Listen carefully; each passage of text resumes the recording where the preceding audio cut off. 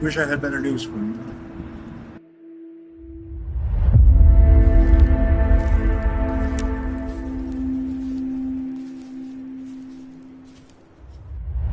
Can't say too much. He was found with heart issues.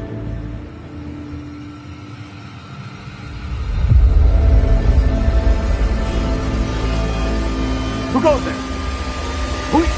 Stay where you are!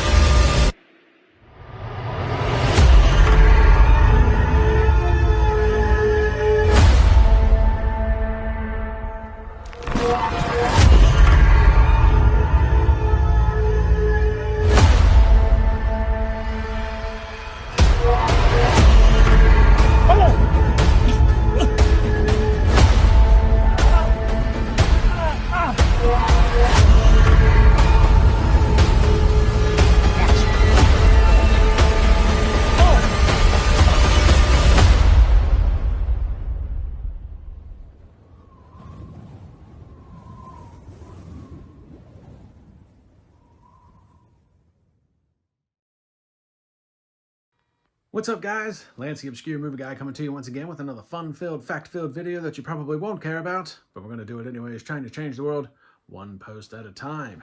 And what you just saw was a trailer for Halloween Evil Lives. And I actually did a trailer reaction video for that about 2 years ago, and about 5 months ago, the video finally got finished and put out onto YouTube, which it currently has 20,000 views. So I thought it'd be a good time, no time like the present, to do a video review of Halloween Evil Lives. So let's break it down. So Halloween Evil Lives is a crowd-funded, a fan film that was written and directed by Michael, and I'm probably going to say this wrong, Tagagnan. And if I'm still saying that wrong, pretty sure I said it wrong 2 years ago, probably still saying it wrong. But written and directed by Michael Tagagnan. And like I said, I did a trailer reaction video to the trailer a couple years ago. Like I said, it's now out, got released about 5 months ago, 20,000 views on YouTube. Definitely a pretty cool watch. It only runs about 22 minutes. So low budget, independent, crowd-funded. But I think they did a pretty good job. You know, it's not perfect, and we'll dive into that in a minute, but I think overall they did a pretty good job. So this basically picks up shortly after the original Halloween ended. Michael getting shot off of the roof, laying in the ground, and that's pretty much where it picks up. The guy that they hired, David Patton, to play Dr. Loomis, did a really, really good job looking the part, sounding the part, acting the part, which I thought was really cool, because you're talking about a film that's obviously, you know, 50 years old almost, and to find a young guy, because David Patton does not look very old, but they did a good job of making him look close enough to Dr. Loomis to play the part, and he acted it out very well. The inflection in his voice, the accent, the articulation, all really good job there. I was kind of surprised. That was probably my favorite part of this, was the Dr. Loomis character. Another thing that they did really well was the shots. The cinematography is actually pretty good, because even though it is kind of a low budget and it looks a little fuzzy, they did a lot to try and, I guess, replicate original shots from some of the other films. So you always, you know, even if the character's not seeing Michael, you're kind of seeing Michael Myers, you know, through the door crack or in the background through a window. A lot of that stuff was really well done. And, you know, this fan film, you know, when you watch something like that and you see those types of things, it's very much like a love letter to the original.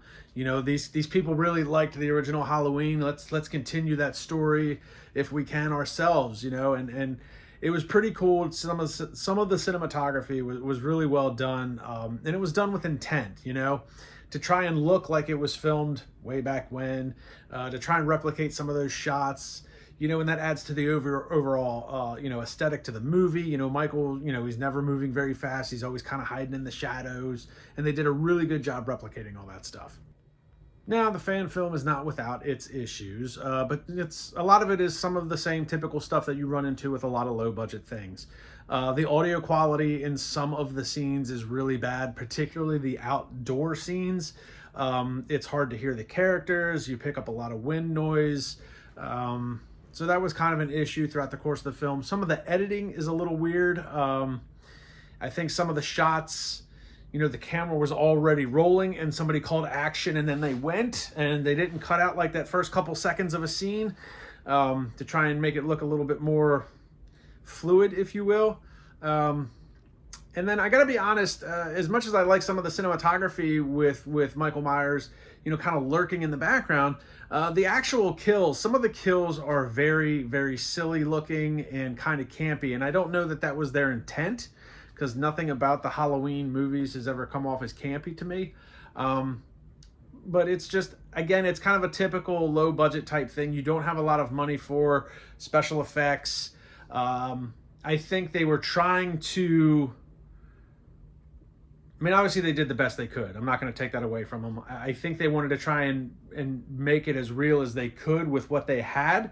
But they may have been better off maybe cutting away at certain scenes, or instead of him like stabbing somebody with a knife, like, I don't know, maybe actually have him stab something that's off screen, like maybe actually have him stab like a pumpkin, but you're not showing him stab a pumpkin, but just to try and give it that like more genuine like downward thrust, needs to yank it out of a body, something of that nature. But you know, the issues, I mean, it's only 22 minutes long, so I don't want to say that they're few and far in between, because it's not a very long film, so they are kind of prevalent throughout the course of the film. And they probably could have been avoided, but I do appreciate the fact of what they were trying to go for. Not every kill was bad. There's a couple of good ones that look pretty good, but there is some that do come off a little bit more comedic than I think they intended. So overall, not a bad fan film. Like I said, it only runs 22 minutes, and it's very much a love letter to the Halloween franchise. They did a really good job replicating some of the original shots from some of the original movies way back in the way back, and then tried to put a little bit of a modern twist on it.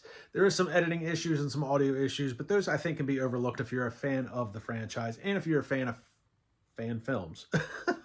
So good job to Michael and the cast and crew.